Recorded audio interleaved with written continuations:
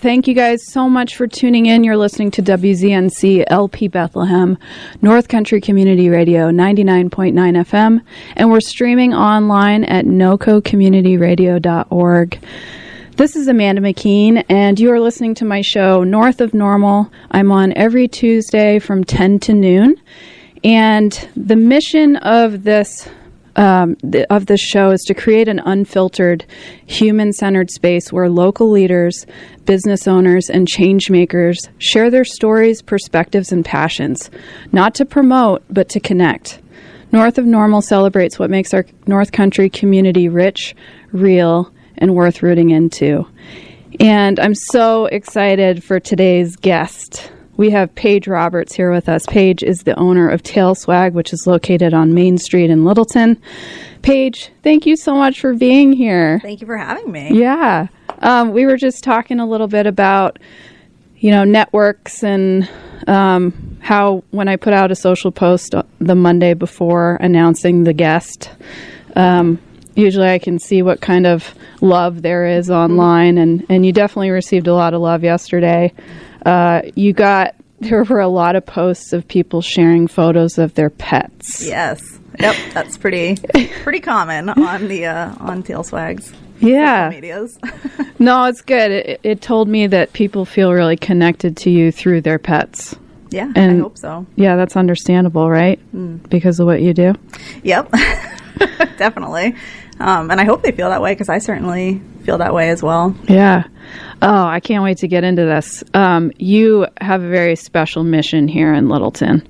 And you were telling me that you're actually from here, right? Yeah. You're a true local. I was born literally in this building. This is the old hospital. Nice. So my origin story starts right here. That's Maybe not, amazing. I don't think in this room, but... No, I think this was the morgue before. Oh, God. That's grim. I know, sorry. It's the truth. We speak the truth here. Oh, wow. I've never considered that about a hospital, but that makes sense. But yeah, this is the old hospital, so this is where it all started. Here. Mm-hmm. And you went to Littleton High School? No, I went to Profile. Oh, I grew up in Franconia. Nice. But I went to Profile in Bethlehem.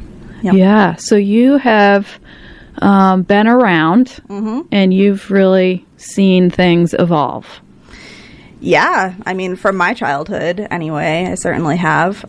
It's weird, though. Sometimes I think about, Littleton in general, that I can remember certain parts of, what it looked like and what it was with the different businesses on Main Street in particular. But then there are parts of it where I just have absolutely no memory. I can't remember what it looked like down near where, Schilling is. I have no recollection of what that was when I was a kid. It's very bizarre. I try to think I don't know why I think about that so often, but I do.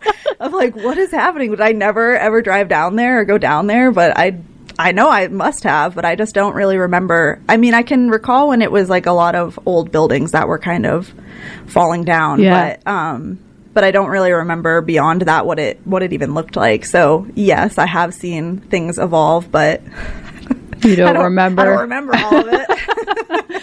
Yeah, that makes sense. I feel like a lot of the change too happened within the last 10, 15 years. Yeah, that's where or maybe that has just been when I've come to consciousness about it, but because of your business, maybe.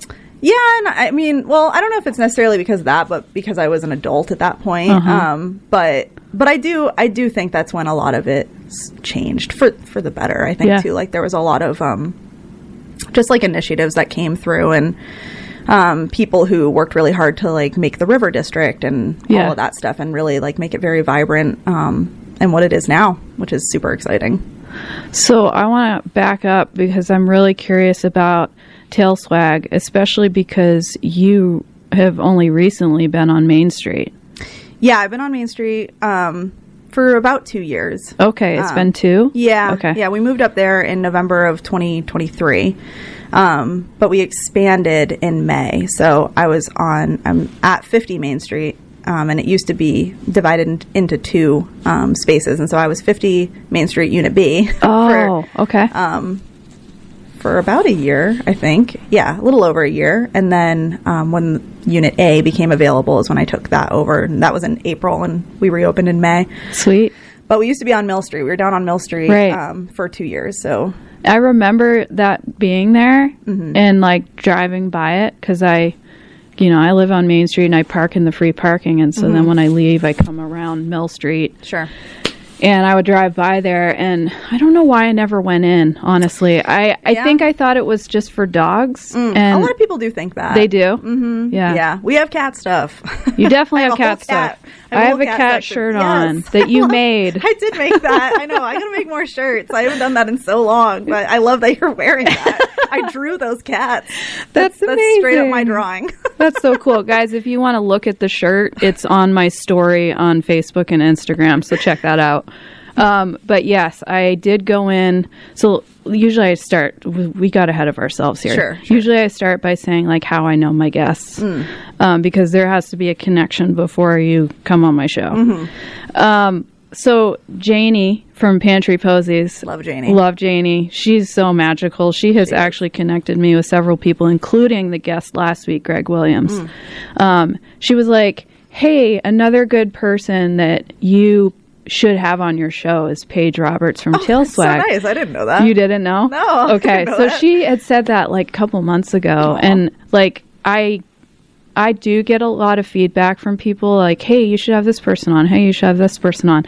So it's like in my head, like I need to connect with that person at some point. And so there was a day, it was a Sunday. I don't know when it was, last month or a month and a half ago, where I was like, I feel like being social today, which is not every day.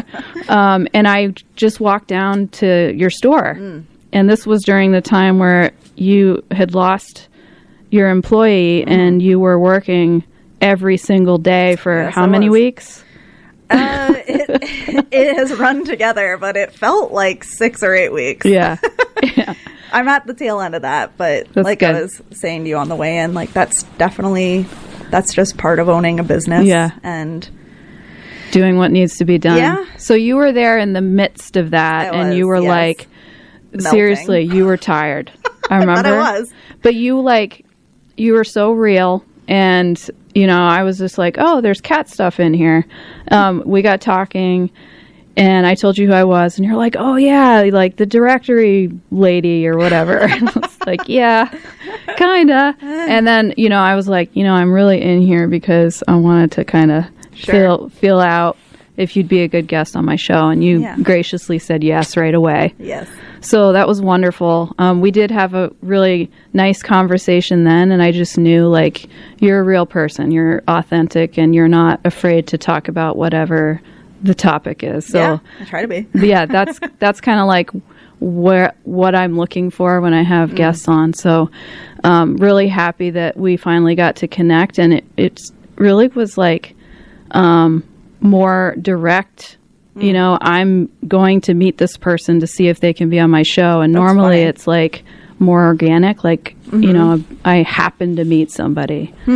But I'm glad you're here. I'm glad to be here. And we were talking about how your store was on Mill Street, and I never went in. And I knew this year in October, you had a big event and you got a lot of publicity. You were in the news. And I think you had been before, but it just seemed bigger this year. Yeah, Doctoberfest was a lot bigger this year. That's literally my favorite day of the year. I can tell. Yeah, so let's talk about Doctoberfest a little bit for those who don't know what it is. So Doctoberfest is New Hampshire's first and only Wiener Dog Festival, and it is held right here in Littleton, New Hampshire. But yeah, this was the second year that we did it. The first year, we did it down at the Riverfront Commons, and I mean, we had a decent number of people that came to it that year too, more than I was expecting. And I don't have a completely accurate count on how many people we had. I can only kind of like estimate and sort of look at the numbers in different ways, but I think our first year we had probably around like 300 people that came to it, and probably like 100 wiener dogs, honestly. And then so this year we moved up to Remick Park, and that was for a couple of reasons. And it was a good thing because we got a lot of press this year.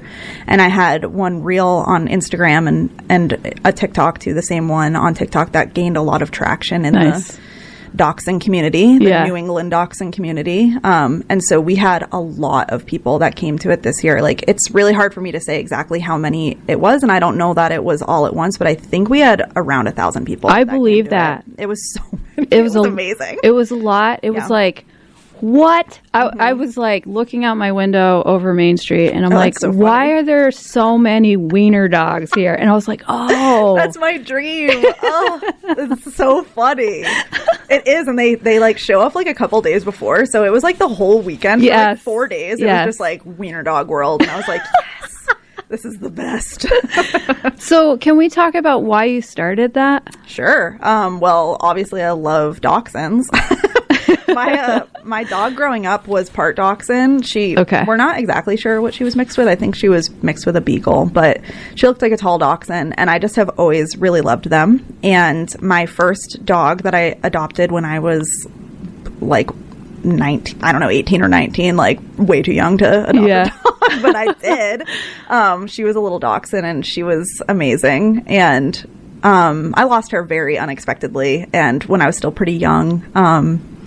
And that definitely like changed me in a lot of ways, hardened my heart a little bit, or a lot of it, honestly. But it definitely just it changed my life. I had never even like lost a person at that point that was like particularly close to me, and so that was like heart wrenching. Yeah. But I adopted my dog that I have now pretty shortly after I lost my first one, and I don't know, I just love them so much, and I went to a wiener dog festival. I had like caught wind of one that was happening in Plattsburgh, New York, and I was like, that's not that far. I'll drive to that. Like, sure. And so drove over there for that, and it was pretty small. It was probably like 50 people or so. Okay. And I remember being at it, and I was like, this is amazing. Like, it just was amazing. It was so cute and fun and unique and funny, and they had vendors and they had food, and obviously there were wiener dogs there. Yeah. Everyone was just so nice, because it's like you're just connecting over something that you all love, which is like kind of crazy that it's these particular dogs. I totally understand that, and people probably think I'm kind of weird for this, but I really don't care. And so I left there, and I was thinking to myself, like, oh my gosh, there has to be one in New Hampshire. Like, there has to be one that's closer by, and I could not find one. I mean, I was really in the depths of the internet and was like, is there even like a gathering, like a meetup in New Hampshire? And there's a pretty like big one that happens up in Maine, like pretty far up in Maine, and I went to that one this fall. That's like 4 hours from here, but they've been doing that for like 25 years. Which town? Belfast. Oh, yeah, I know where that is. Yeah, I had never been there. It was beautiful. But they've been doing that one for like 25 years. And then there's the Cape Cod Doxy Day. So that one's obviously in Cape Cod. Yeah. And that's another like fairly big one that has been going on for a while. But I couldn't find one in New Hampshire. So I was like, okay, guess I'm starting this. Yes. And I don't know, I knew that it had potential to be a pretty big deal. And I think that took some convincing with the first. I know it took some convincing to people. Which people did you have to convince? A lot of people. So the first year I did it, because part of it too is that I have a raffle at it, and I don't know if I assume we'll probably continue doing that, but I like having the opportunity to support a dachshund rescue at this. And so I wanted to do a raffle the first year, not only to get other people like involved in it, but also to raise some money for a dachshund specific rescue, and also to, of course, support like other businesses and get some marketing out there for them at the same time, because these people are going to be here in town with their dogs. And, you know, my whole idea with it originally is like, if you donate like a gift card or something, they will come and use this hopefully the same day. Yeah. And I think that did happen in a lot of ways, but I don't know if it completely went off how I was hoping it would, at least not the first year, but it definitely took some convincing to people a little bit. Like, people were super generous and super nice. But I just remember somebody, like, I can't remember who it was, but I was going and getting the thing that they were donating to the raffle. Yeah. They said something like, are there really that many people around here that have dachshunds? Like, are you expecting like 25 people? And I was like, oh, no, like, they'll travel. Like, I drove to Plattsburgh, New York for mine, and Like, that isn't even the furthest I'm willing to travel. Like, Belfast is like 4 hours. Yeah.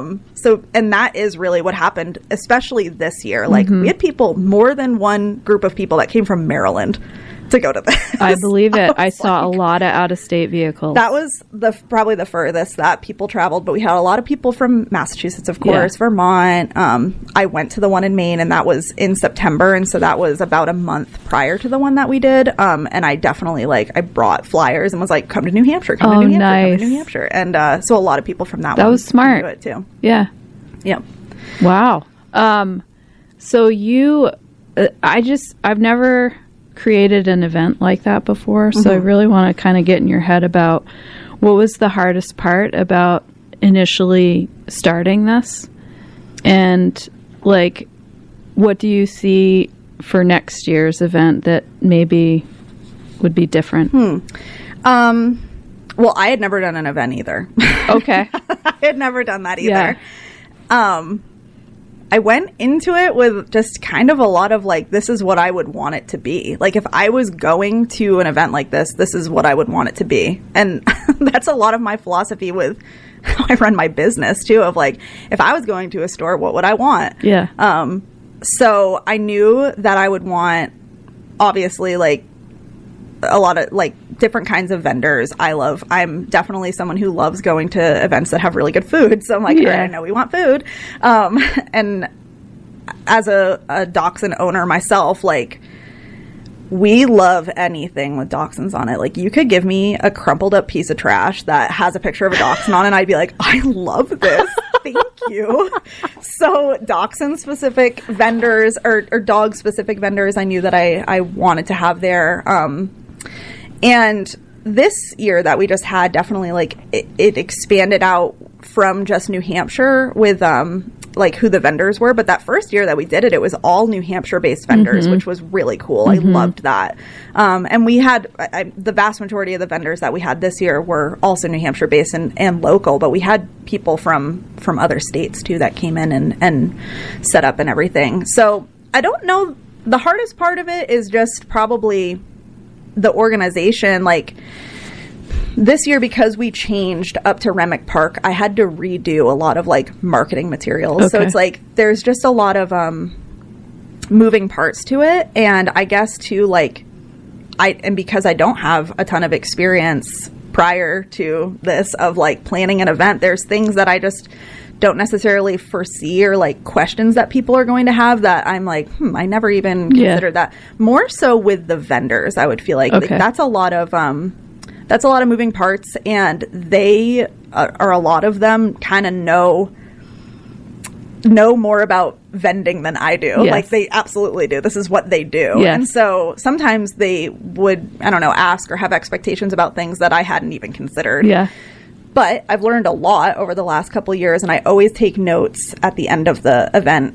And I also put out a feedback form to get feedback, not only from the vendors, but also a general feedback form of where can we improve, because I think there is always room to improve, of course. But I just feel going forward, next year, I do feel I'm going to have to market a little less, because it blew up this year. And so people are going to be coming back to it. Obviously, I still have to market it and still have to put it out there, but I don't think I have to do as much as I did.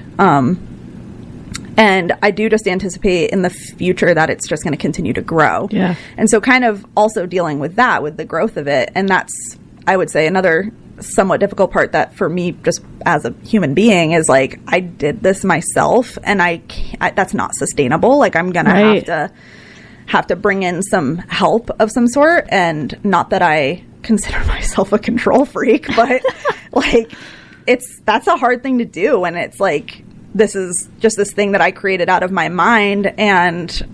But I can't, if I want it to keep growing, I have to get some help with it too. That is a great topic to talk about. I feel small business owners here, especially, that is a common struggle. Yeah. We all have our own vision, and no one else has that vision necessarily. Yeah. And that is hard. passing that on to somebody and delegating and trusting is like a huge challenge. Yeah, it is. It is a huge challenge. I think I've been really fortunate with the people in my life, like even with the Wiener Dog Festival, like my friends and my family help me with that. They do? Yeah. Yeah. And I've been really fortunate too with Tailswag, with all the people I've had work for me. Like hopefully they feel the same way I feel this way, that like even the people who don't work for me anymore, they're friends of mine. Yeah. Like I feel really fortunate with that, and a lot of them come back and help me on with Oktoberfest. And so it is hard. That is a really hard thing, to trust other people to take care of the thing that matters the most to you. I mean, it's my baby. Yeah. And I can't expect anybody to love it in the same way that I do. But yeah, I would say that is definitely difficult, is not only realizing you need the help, but accepting it too, and being okay with the help you're given. Oh, man. There have been a couple times I wasn't even a business owner. I was an operations manager. So I was overseeing operations for a company, and, delegating, and even if somebody didn't do it the way that I thought it needed to be done, if the end result is still there, you have to be flexible with how it happens sometimes. And that was what I really struggled with, was like, I have a certain order, like I'm a process person. And like, if I'm going to delegate something, it means that I just tell them the end result, that I don't tell them how necessarily. Yeah. Because that's like micromanaging, Yeah, I feel like I try really hard to be very self-aware. Yeah. And I've told like everybody who works for me, I'm like, I'm fully aware I micromanage about a few things, and I'm just telling you up front, I'm gonna be crazy about the temperature of the store. I am going to be crazy about it. Like, the AC stays on, bring a blanket. Oh, wow. Oh, wow. Like winter? Do not touch it. Oh, no, not in winter, okay. But in the summertime. So I don't know, that I definitely am like pretty aware of at least that. But with other things, I do, and I realize this sometimes too, even as it's happening. Like, my intentions always, I really try hard with this, especially with people that I'm managing, is like, my intentions are good. I don't want to micromanage you. That is not what I want to do. I want to be helpful. Yeah. I want to be here to be helpful if you need it. But sometimes I think that I've realized this like somewhat recently, that I'm like, oh, I probably am making them nervous because I'm like right here, like, what can I do to help you? And really, I just need to kind of like go in the other room and work on some office stuff, and they're fine. And if they need me, they'll call me. Yeah. But again, I try really hard to just be who I am. I can't really be any different, and I don't try to be. So I also try really hard to think about the different experiences I have had as someone who worked for other people. And I had a few people that were amazing to work for, and some that weren't so amazing. And so it's like, I try to take all of those experiences and those thoughts and remember that when I'm having to be the boss, which is a struggle to be the boss sometimes. I'm like, who owns this place? Talk to them. Yeah. Oh, this is so good. I really appreciate you sharing that. And I'm curious, like, who in your life has had the positive influence to teach you how to lead others? Well, at my previous job, my direct supervisor was awesome. He was great. And I oftentimes, when I think about like, all right,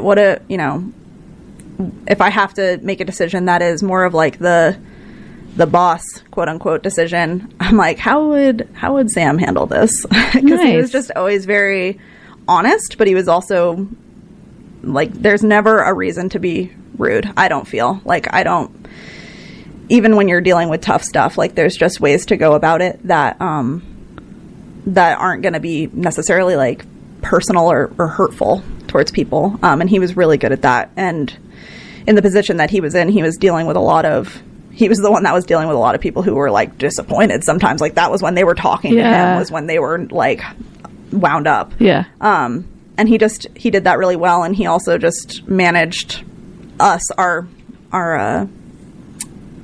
pod of employees really well. So I often think about that and my time spent at that job, but also one of my first jobs that I had, I worked for a small business, and I'm still very close with those people who I worked for, and so I think about them quite often too. Yeah. What qualities in them did you see? That they were just very caring. They were very caring, and I was 15, 16, 17 years old when I was working for them, so they had a huge influence on who I am, honestly. You know, they didn't treat me like a kid, I guess. Like, they didn't coddle me, but also they just treated me with decent human respect. Yeah. And, like, I think as a teenager, I don't know that I was actually experiencing where I felt like I was not treated that way. I don't know if that was actually what was happening, but that was how I perceived things to be happening with a lot of different authority figures in my life at that time. And they didn't do that. They just treated me like they treated everybody, and they just did everything with love, honestly. Like, as cliche as that sounds, that is really like was so much of their approach in the way that they managed their business and their people. That's so good. Yeah. Yeah, I think you can feel that when you walk into a business, like even as a customer. I hope so. I mean, I hope that is what people feel when they come into my business, because I am just, every time I'm there, I just feel very grateful to be there. I mean, obviously there are times where I'm like, oh my gosh, I'm at work and I'm like, I need a break. But there are some days, even where I start out like that, where I'm really tired and I'm like, man, I wish I was at home or something. Yeah. But like, there are small instances that can just like completely turn things around. And there have been so many instances where I get to the end of the day and I'm just so grateful. I'm like, how is this what I get to do? Yeah. And I hope that people do feel that, because I really feel that from them, especially when you know, they come in. I mean, at the core of what I'm doing is helping people and their pets. And I'm so lucky that I get to do that. So I hope that they feel the same way. Yeah, it's definitely a calling that you have, because, like, you know, I have William Wallace, and he's very special to me. And so, like, when somebody comes into your store, I imagine that they have these little snuggle buddies that are so important to them. Yeah. And so having somebody that recognizes and elevates that, and their little fur baby in the same way, is an instant connection, right? Yeah. Yeah, I hope so. Yeah. And I'm sure that, like, people find healing through their pets, and so you're kind of like helping in that way too. Yeah. You know? Yeah, there have been it's like it's become enough of a pattern, I guess, that I don't really know how this started, but it's so obviously you've been in the store before, so you know we have like a ton of Polaroids on the wall.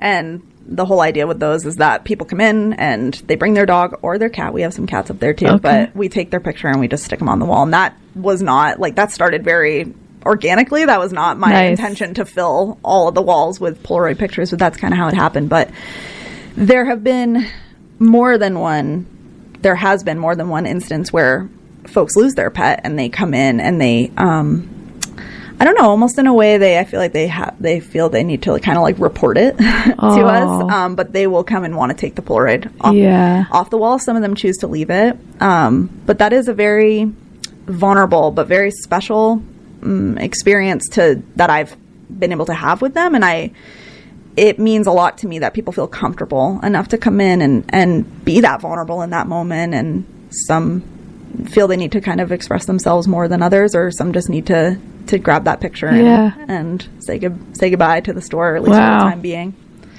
But it is just this kind of I don't know if phenomenon is the right word, but it's just this weird thing that sort of like, I didn't start that. I didn't necessarily one day invite somebody to come do that, but they all will do it. Yeah.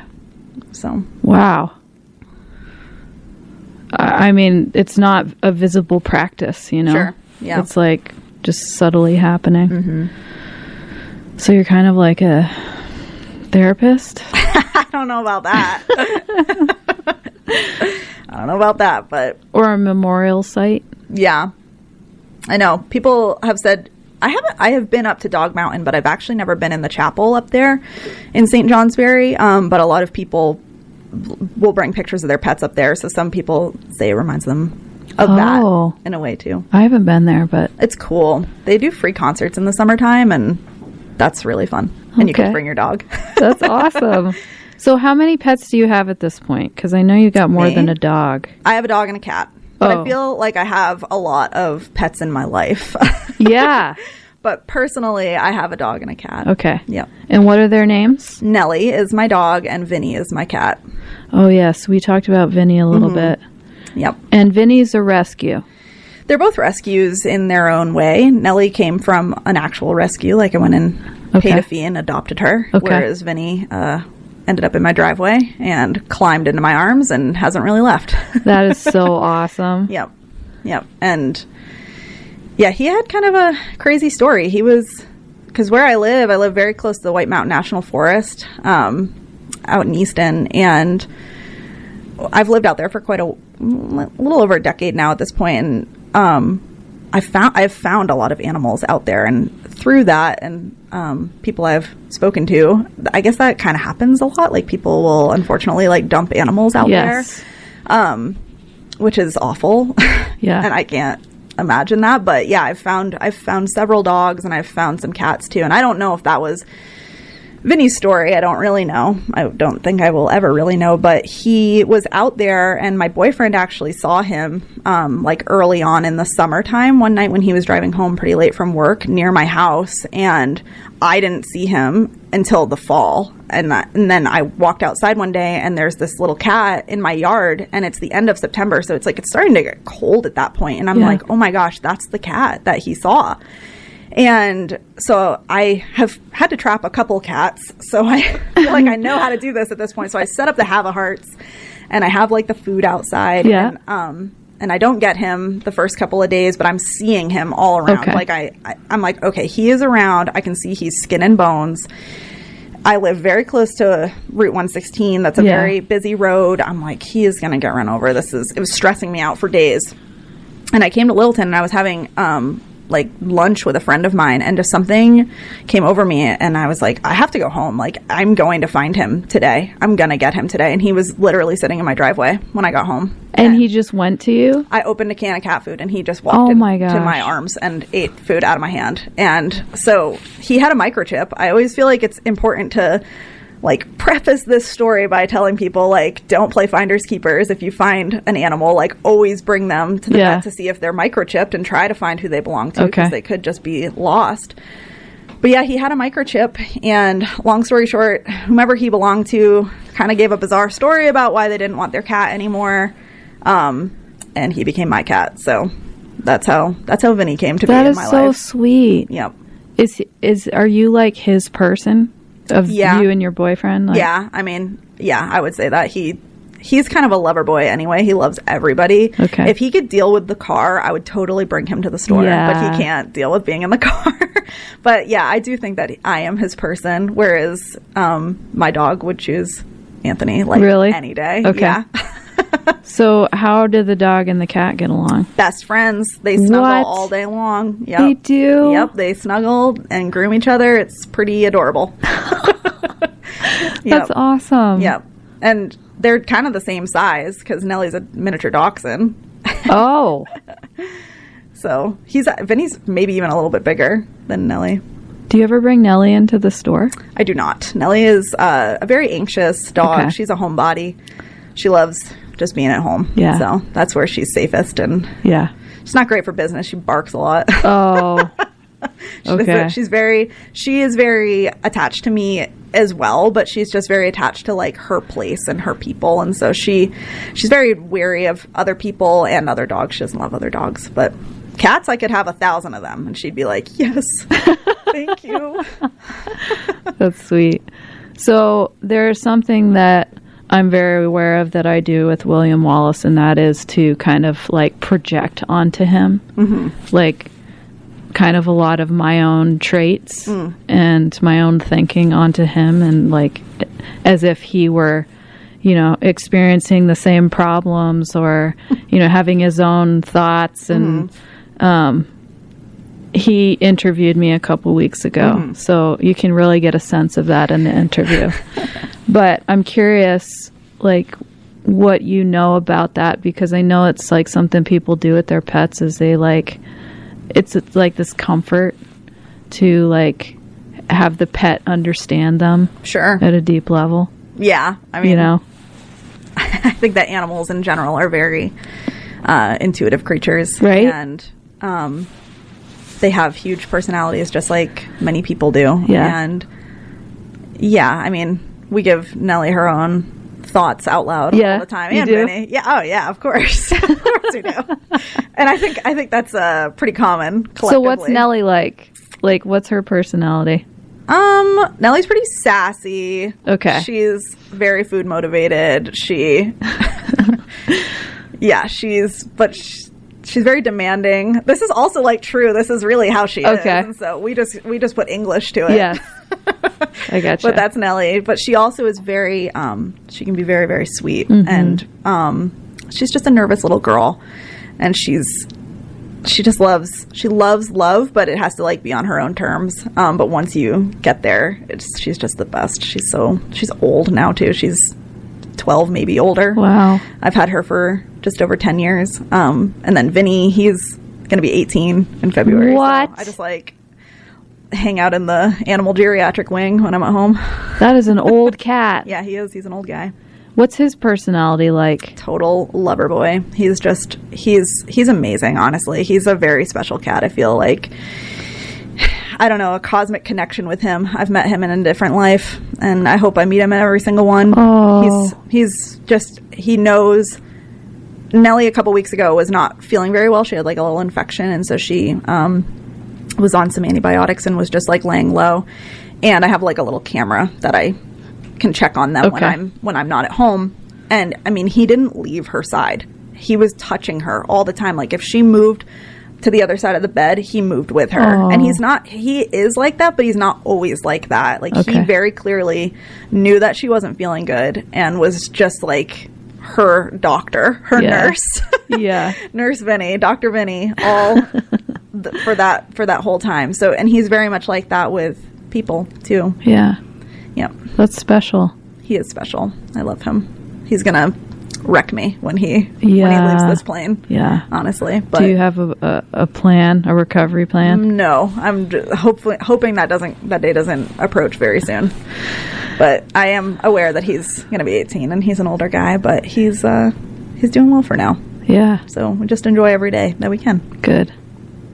So what would you like to see happen, since we're facing a new year this week? What would you like to see happen for you and Tailswag in the new year? Do you have new ideas? Do you have...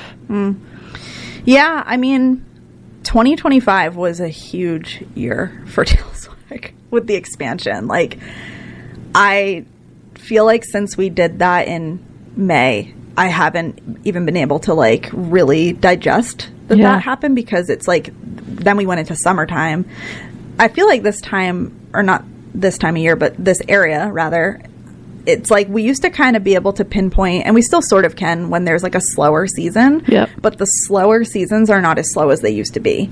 I mean, when I was a kid, there was like people closed for like 6 weeks at a time sometimes, like in stick season or in mud season, and some people still will do that. Like I definitely feel like mud season especially is like the slower time, but like stick season not so much anymore. And so since we did the expansion, like it's just been kind of insane ever since then. We've just like I haven't really been able to look back at it really until now. Yeah.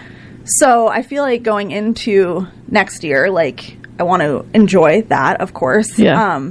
I don't have these like massive expansion plans like I did last year, but I do personally, I can be a very, I don't know if disorganized is the word, but it's disorganized chaos in my mind and in my life sometimes. Yeah. And so I really would like to be more intentional with just being more put together with my thoughts and with my plans and with my actual like spaces around me, and just being a more organized person overall. And part of that too is taking like, you know, dedicated days off. Absolutely. And figuring out how that fits in my life, because that has been a pretty big struggle for me basically my whole life, of like finding this balance between work and life. And so much of my life is my work. And there are times where I've felt very like weird about that. Not weird, but like that I'm not normal, because I'm like, everyone else seems to be able to like unplug and disconnect from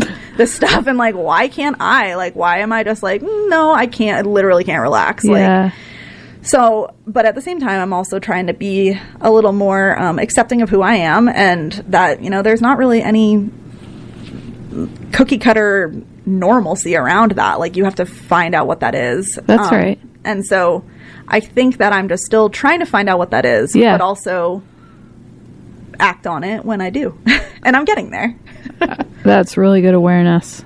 And I like that you are recognizing pressure from society versus what you need for yourself. Yeah. Because they aren't necessarily the same.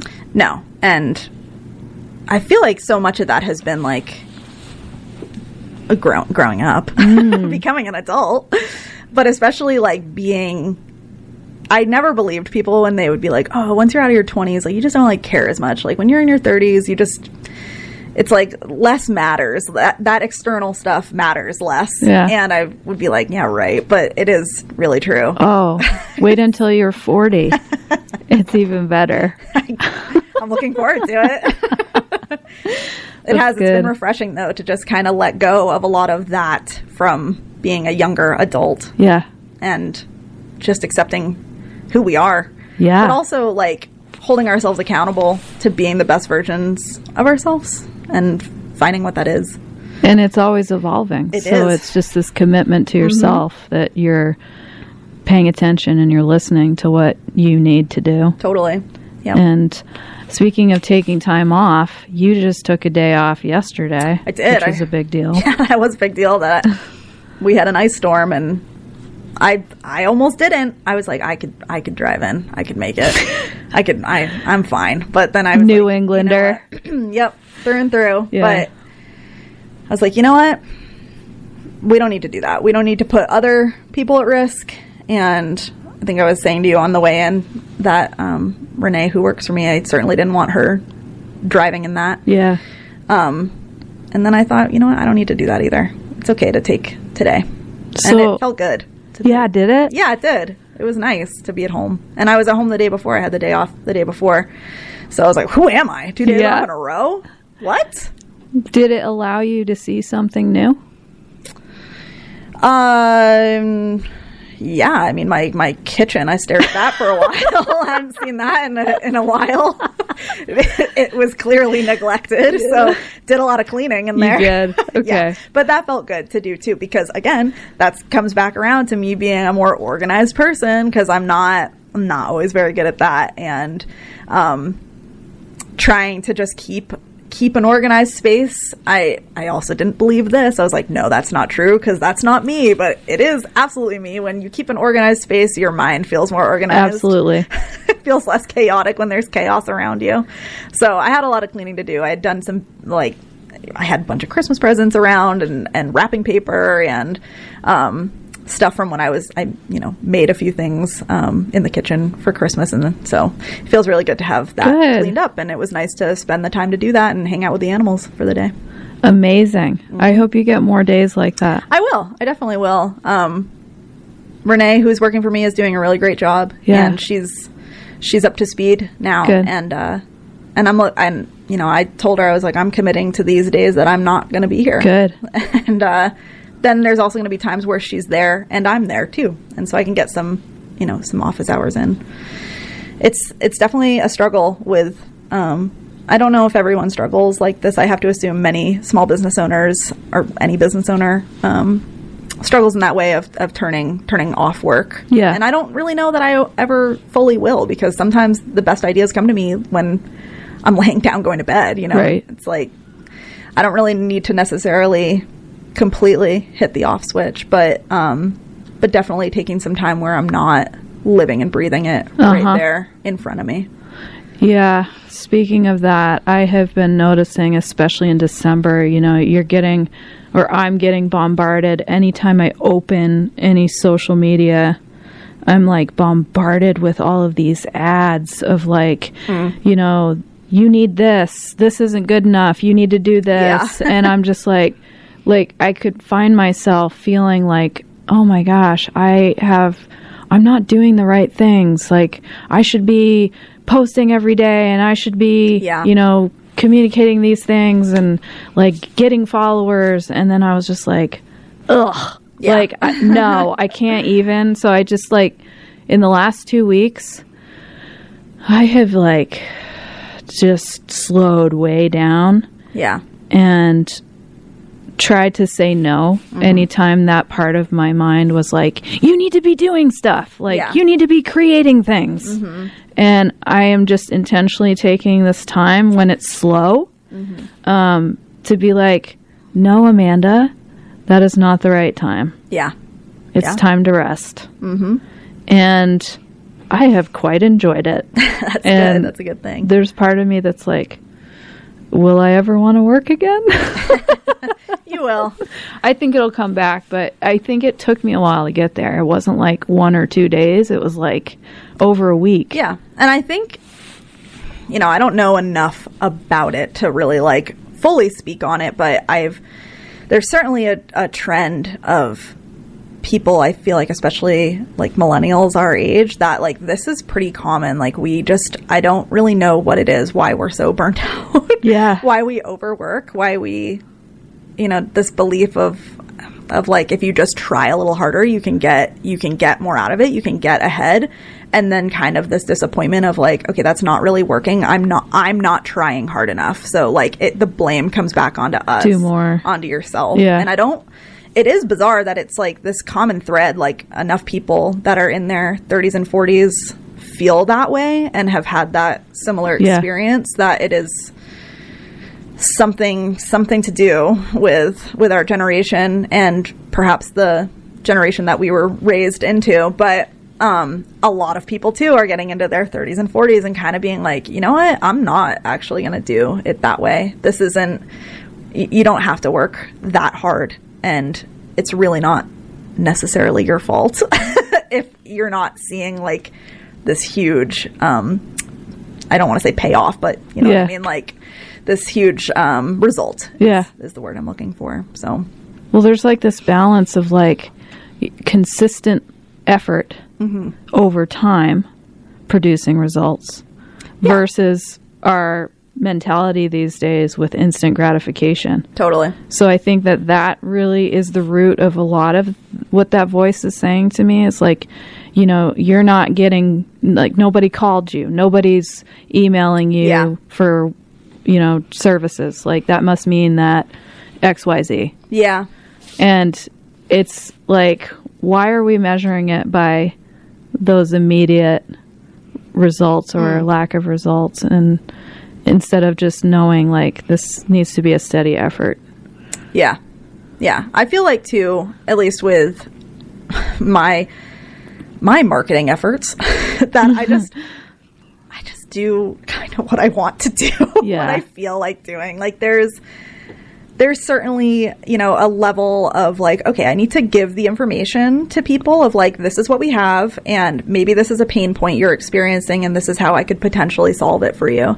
But the other part of that I feel much more connected to and just much more like authentic is like, this is how I feel about it. Yeah. And I always tell people, like, I don't bring anything to my store unless I love it. Yeah. And there are things that people have been like, you should really get this, you should really get that. And I'm like, I don't like it though. If I don't like it for whatever reason, like, I can't get behind it. And so, you know, a lot of what I post on the store's social media and when I do my newsletters, like, I don't have a schedule with that. I do it when I feel so moved to do it. And I love that. Yeah. I mean, I try somewhat to be like, all right, I really should try to send like at least one newsletter a month. But kind of organically, that is sort of how it goes. Yeah. And when I write my newsletters, I end up more sharing my thoughts a little bit. And I think that it's just kind of more naturally me because, writing is very integral to who I am. I think I was sensing that from you. Yeah, that's what my degree is in creative writing. And so so much of when I'm like just sharing that stuff is like, it's not really necessarily like a salesy newsletter. I don't want newsletters like that. Right. I try to be very aware and mindful of people's time and the things that they're getting bombarded with. And I don't want to just be another like, hi, me again in your inbox. Yeah. And I want it to be meaningful. And maybe I don't think that I give that too much thought, but sometimes I'm like, maybe I'm overthinking this. Like, maybe I should just really like just send the thing. But that's who I am. Again, I come back around to like, you know what, this is who I am. Yeah. So I'm just going to be who I am. Yes. Because I can't be any other thing or any other way. Good. I totally like understand and agree with you that like being authentic is the best way forward, especially in small town or the region that we're in, because people know. They know you. Yeah. They're going to know, like, this isn't really Paige, or like, this doesn't feel like the same person I saw in the store, you know?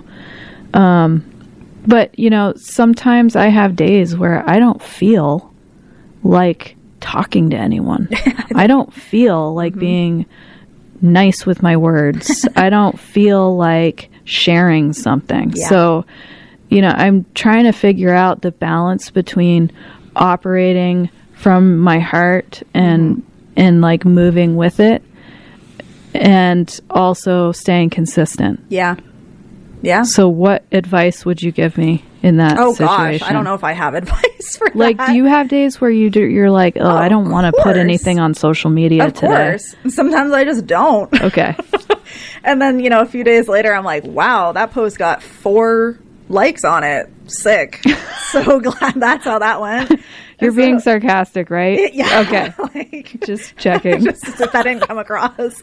Yeah, it's, you know, I don't know. I try not to give too much power to that, because something that my boyfriend will always say sometimes about social media is he's like, it's not even real. And I'm like, you know what? You are right. Yeah. It is not real. Like, we don't need to get that wound up over the internet, because it's not real, because one day it might just go away. And what would we do then?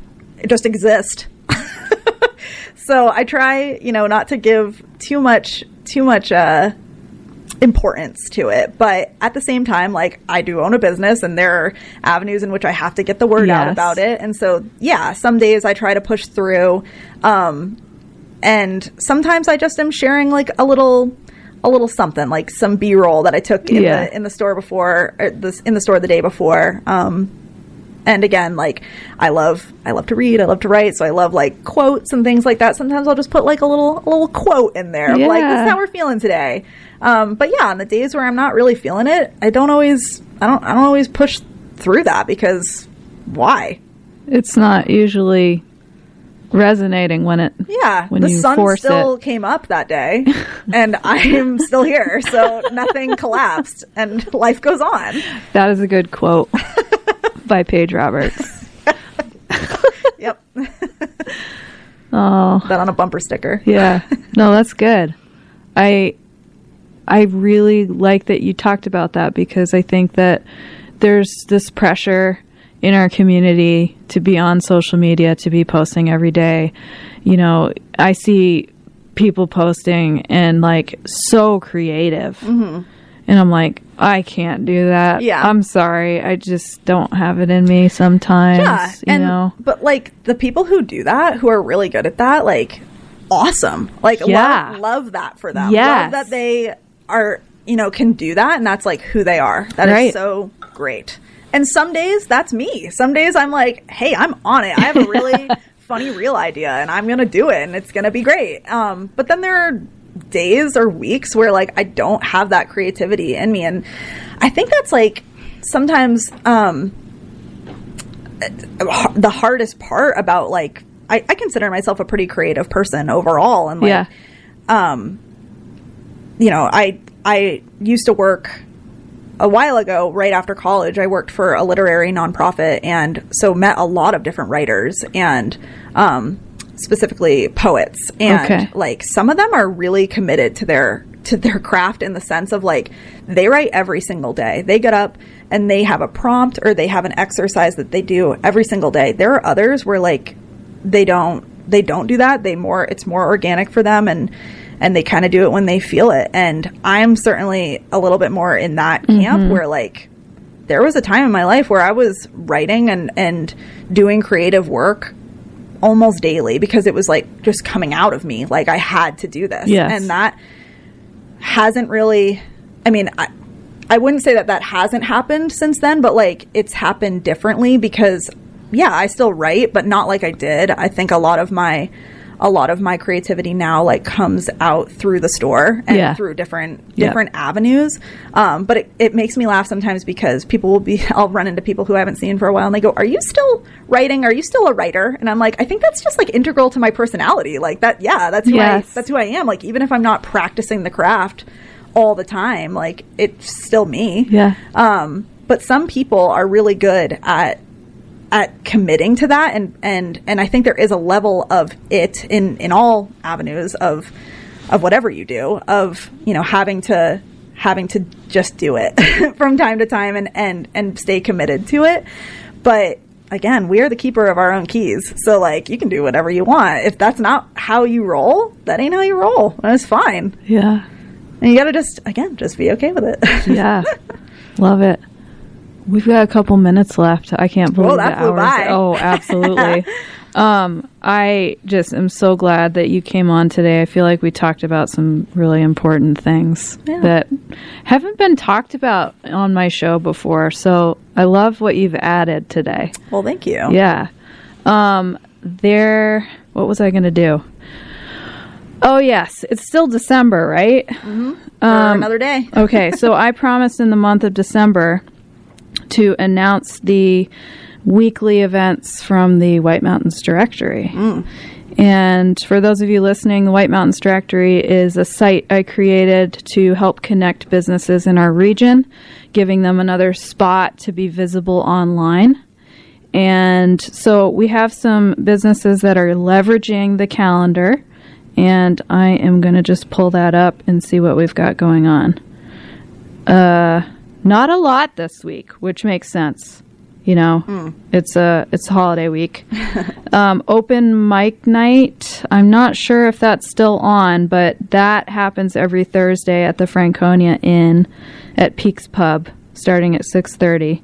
And then Friday they have what is called Table for Two.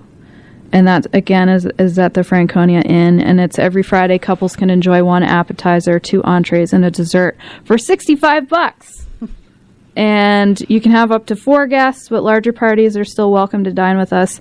Guys, if you're interested in seeing what events are going on in the North Country region, this could be several towns across, please go to whitemountainsdirectory.com. And if you are a business owner listening and you want a free spot for some more visibility, just list your event by going to whitemountainsdirectory.com/events. All right. So, Paige, to round us out here, why don't you share one of your best memories of living here in the White Mountains? Oh my goodness, that's hard. I know you've grown up here, so I'm not sure. my best memories. Best memories. The best is yet to come. Yes. I think that's hard. I don't know. I feel like all right, let me say it this way. Okay. If somebody is coming to you in your store first time here in Littleton, and they're like, I've never been here before, what do you tell them to do? I tell them that people do say that. Okay. that is a, okay. That is a question I get sometimes. I mean, I think I try to emphasize all of the places that make this place very unique and special. Like, I try to tell them, have you gone to Franconia Notch? Because nice. That's pretty cool. Yeah. Go to the Flume. I haven't personally been there in 25 years. Oh, okay. Yeah. So when I was a kid, I kind of remember it. But it was cool what I remember. So I try to tell people about, like, those kinds of places. Of course, like, shop on Main Street, go down to the Riverwalk. I will say that when I was a kid, I have multiple memories, actually. My mom really likes to hike. I am not much of a hiker. Oh. I'm actually really not at all, but I remember her bringing me up Kilburn Crags as a kid. Yeah.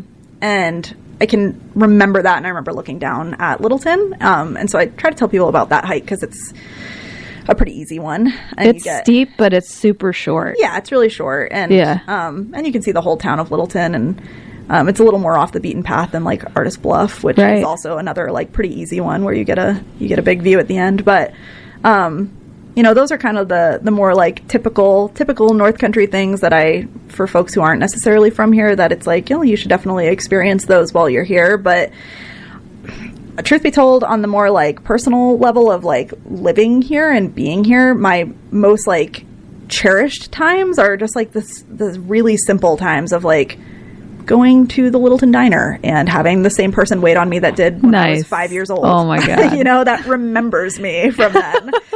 Knows my family, or, like, knew my dad as a kid when he was growing up here. So those are the kinds of things that I think are my most, maybe, I don't know that they're my favorite memories, but they are, like, the things that I love about here. That's so great. Yeah. Thank you for sharing that. Good answers.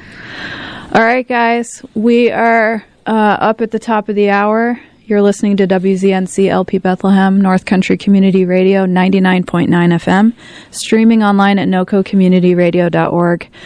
This is Amanda McKeen. You've been listening to North of Normal with Paige Roberts here with us today. Paige, thank you so much for being here. Thanks for having me. It was wonderful to have the conversation we did. I hope you'll come back at some point, and we'll plan on seeing you at Tailswag sometime soon. But not today, because you have the day off. I do have the day off, but we are open. Renee is there. All right, guys. Have a great day. Thanks for listening, and we'll be back with you next week.